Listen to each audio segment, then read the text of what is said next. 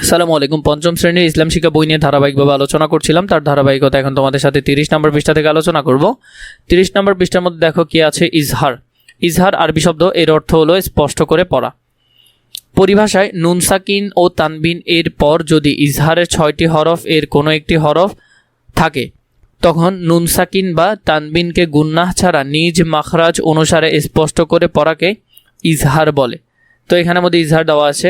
নুন সাকিনের পরে ইজহারের হরফের উদাহরণ, তানবিনের পরে ইজহারের হরফের উদাহরণও এখানে দেওয়া আছে, দুটোটা দেওয়া আছে, তোমরা চাইলে এখান থেকে দেখে নিতে পারো। ইজহারের নিয়ম যথাযথভাবে অনুশীলন করলে পবিত্র কোরআনের তেলাওয়াত সুন্দর ও অর্থপূর্ণ হয়। কোরআনের সঠিক অর্থ বুঝতে পারা যায়, কোরআন তেলাওয়াতের সৌন্দর্য ও মাধুর্য বৃদ্ধি পায়।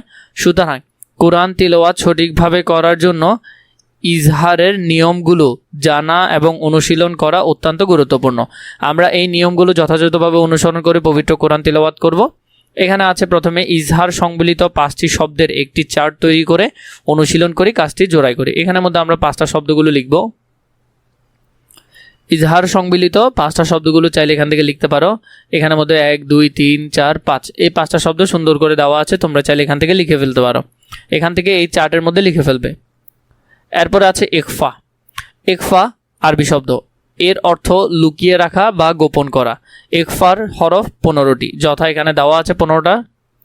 নুন সাকিন বা তানবিন পরে ইখরার যে কোনো হরফ আসলে নুন সাকিন বা তানবিনকে নাকের ভিতর লুকিয়ে গুন্নার সঙ্গে পড়তে হয়। এখানের মধ্যে উদাহরণ দেওয়া আছে, দেখে নিবে। নুন সাকিনে ইখফার উদাহরণ দেওয়া আছে, এগুলোও দেখবে। তানবিনের ইখফার উদাহরণ দেওয়া আছে, এগুলো দেখবে।